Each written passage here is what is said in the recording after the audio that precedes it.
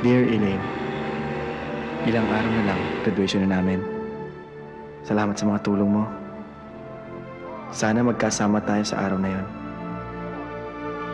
Huwag kang mag-alala. Dadalawin kita. Maaasahan mo.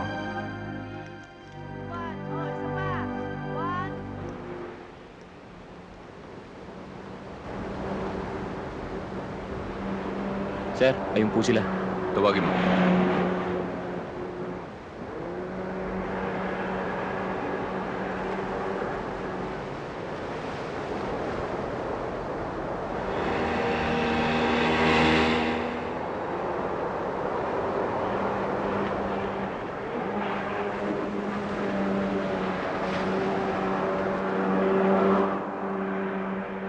Penny, hindi ko gusto yung boyfriend. Mabuti pa iwasan mo na siya. For your own sake. I'm sorry, Dad. Mahal ko siya. And it's too late. I'm pregnant.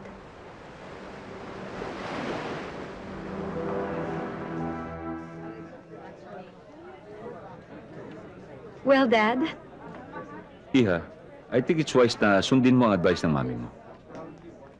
Na ipagpatuloy mo ang pag-aaral mo sa ibang bansa. Why don't you take a master's degree? It will be best for you, for your future. Dad, I know what's best for me.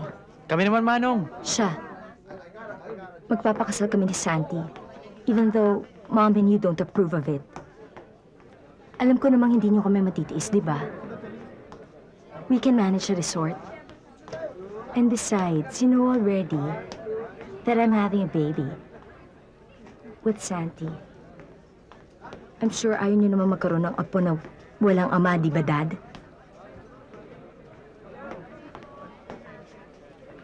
O sige, yung pinag-usapan natin, ha? Hi, darling.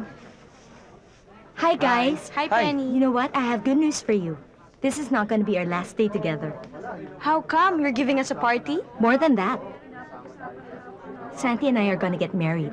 Okay. Congratulations! Ha? Ano? Good news! Yes, darling. The soonest possible time. Good luck, pare. Ayokong pinupuntahan ako dito. Hindi ko kayo pupuntahan dito. Kung tinutupad ninyo ang responsibilidad nyo sa amin, Pinapadalan ko kayo ng sustento buwan-buwan. Ipinibigay ko kay Gomer. walang nakakarating sa amin. Si Blanca, siya may kagagawa nito. Kung tutuusin, kaya namin suportahan ang sarili namin. Kaya lang kami humihingi ng sustento. Dahil karapatan namin yon. Pero mula ngayon, kalimutan mo na ang pagpapadala. Kalimutan mo na rin kami. Anak, huwag kang umalis.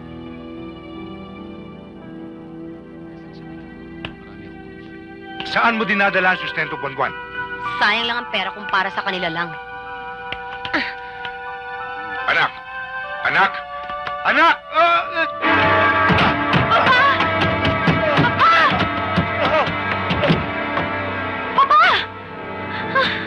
Papa! Papa! Lucas! Papa! Lucas! Walang hiya ka! Sige, ulitin mo. Kung hindi, 2 sampal ang aabutin mo. Ano ba kayo? Magsitigil kayo! Papa? Huwag mong hawakan ang kapatid ko! Lumayas ka rito. Lucas. Lucas. Papa? Mabait naman siya.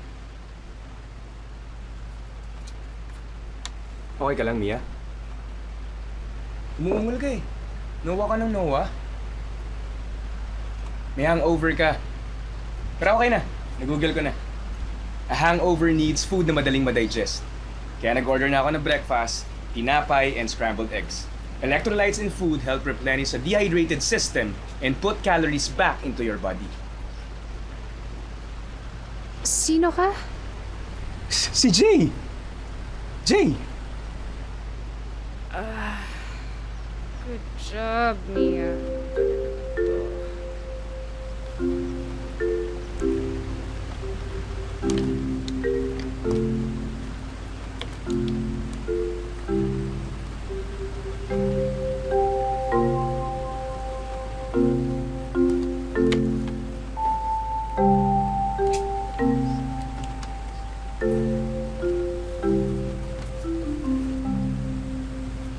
Bakit basa to? In-electric fan ko na nga para mabilis mo tuyo. Baka kasi mag-chills ka eh. Pag uwi mo, ligo ka agad Health is wealth.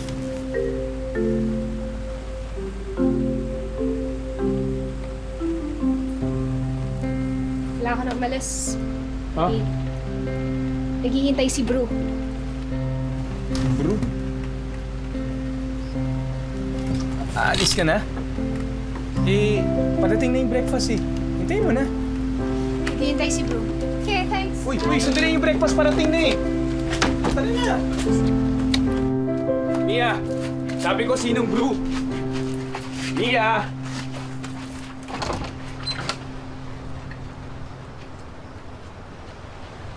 Nasaan tayo exactly? Puerto Princesa, Palawan. 9.9672 degrees north. 118.7855 degrees east. The temperature is 31 degrees Celsius. Okay, thank you.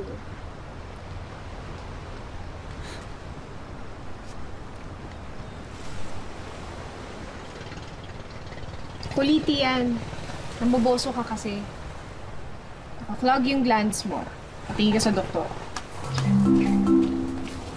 Mia! Mia! The Philippines generally experiences colder weather from October to March due to the persistence of the northeastern monsoon. The early morning temperatures may dip to as low as 18 degrees Celsius this week due to a more enhanced amihan. Ano? Sabi ko mag-jacket ka kasi malamig. Ang init kaya! Talaga?